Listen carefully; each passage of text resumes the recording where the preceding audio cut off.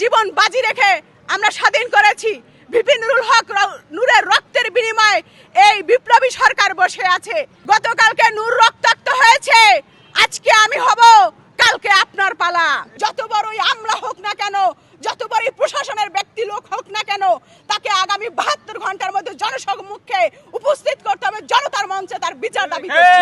আমাদের বাসায় কাফনের কাপড় পৌঁছে দেওয়ার হুমকি দিচ্ছে। আপনারা জানেন যে গতকালকে ভিপি নুরুল হক নূরের প্রতি যে নগ্ন হামলা হয়েছে, সেটি এই স্বাধীনতা, এই লাল স্বাধীনতাকে তারা ভুলণ্ঠিত করেছে।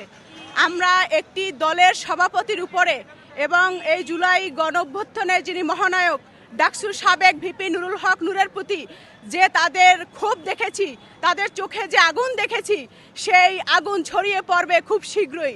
আমরা যারা সম্মুখ সারির যোদ্ধা, আমরা যারা 24-এ আমরা আন্দোলন করেছি, এই ফ্যাসিস্ট সরকারের পতন করেছি, আমাদের প্রতি এখানে কিছু আইন শৃঙ্খলা রক্ষাকারী বাহিনীর কতিপয় কিছু দুষ্কৃতী রয়েছে যারা ছাত্রলীগ থেকে নিয়োগপ্রাপ্ত বলে আমরা আশঙ্কা করছি।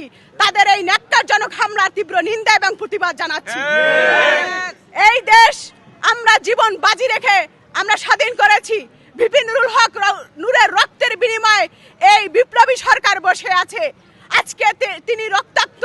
একটা কথা স্পষ্টভাবে বলতে চাই, আপনারা যারা চোখে ঠুলি পরে এখনো বসে আছেন, হাওয়া বুঝে রাজপথে নামবেন কি নামবেন না এখনো ভাবছেন, তাদেরকে বলে দিতে চাই, গতকালকে নূর রক্তাক্ত হয়েছে, আজকে আমি হব, কালকে আপনার পালা। তাই বলতে চাই, এখানে ভিনদেশি এজেন্ডা বাস্তবায়ন করার জন্য, পতিত সরকারকে পুনরায় আবার প্রতিষ্ঠা করার জন্য যারা চক্রান্ত ষড়যন্ত্র করে যাচ্ছেন, স্পষ্টভাবে বলতে চাই, আমাদের রক্তের যদি এক বিন্দু পরিমাণ শরীরে থাকে, সেই এক বিন্দু পরিমাণ রক্ত থাকা অবস্থায় আপনাদের এই স্বপ্ন আমরা পূরণ হতে দিব না।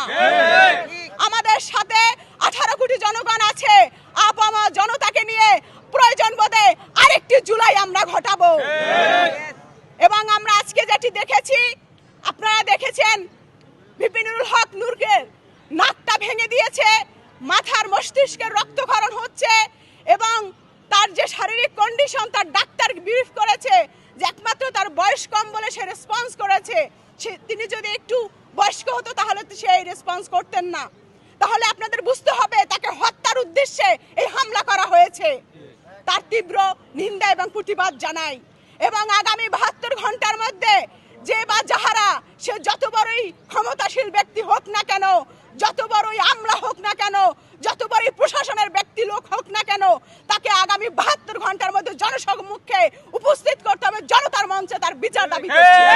এই নূর একা না, এই নূর সাহসের বাতিঘর। প্রতিটি বাংলার ঘরে ঘরে এক একটা করে নূর রয়েছে।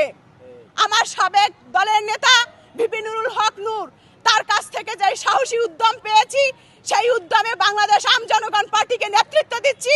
আজকে আমার পার্টির সকল নেতাকর্মীকে নিয়ে রাজপথে এসেছি। তার পরিবারের প্রতি আমরা সহমর্মিতা জানাচ্ছি এবং সেই আন্দোলনে, এই প্রতিবাদের আন্দোলনে আমরা একত্রতা প্রকাশ করতে যাব। এবং সেই সাথে লাস্ট একটি কথা বলতে চাই, আমরা লিস্টেড হামলার শিকার হব বলে হুমকি পেয়েছি। মিডিয়া কর্মী যারা আপনারা রয়েছেন, আপনাদের মাধ্যমে আমরা দেশবাসীর কাছে জানাতে চাই, আমরা দুটো ভুল করেছি। যেমন হাসানাত বলেছেন, এক, আমরা স্বৈরাচার সরকারকে পতন করে ভুল করেছি, আর দ্বিতীয়টি ভুল করেছি আমরা শহীদ না হয়ে। এখন আমরা মুঠোফোনে, ফেসবুকে, মেসেঞ্জারে নানাভাবে হুমকি পাচ্ছি। আমাদের বাসায় কাফনের কাপড় পৌঁছে দেওয়ার হুমকি দিচ্ছে। এই অবস্থায় আমরা আছি। দেশকে বাঁচানোর জন্য জীবন বাজি রেখে দেশকে আমরা বাঁচালাম, এই রাষ্ট্র আমাকে সেই সিকিউরিটি দিচ্ছে না।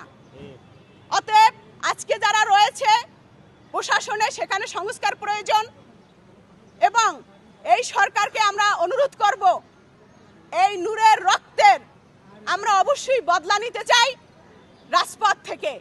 আপনারা অতি সত্বর দ্রুত এর সঠিক তদন্ত করুন এবং নাটক করার মতো নিন্দা জানানোর প্রয়োজন নেই। যেটা আপনাদের করা দরকার সেইটাই করেন। আমাদের মেধা, রক্ত, ঘাম, ত্যাগের উপরে আপনারা বসে আছেন। আপনারা আর একজনের তাবেদারি করবেন না। আমরা সব জানি, আমাদের মুখ খুললে কিন্তু এই উপদেষ্টা তাবেদারি থাকবে না। কথা স্পষ্ট, ক্লিয়ার। আমরা এখন পর্যন্ত মিনিস্ট্রিতে এক কাপ চা খাওয়ার জন্য আমরা যাই না। আপনারা যে কি করেন সাধু সাবধান। নিন্দা জানায় যদি আপনারা ঘুমায়ে থাকেন, ছাত্র জনতা বসে থাকবে না, আমরা অবশ্যই রাজপথে নেমে আসব।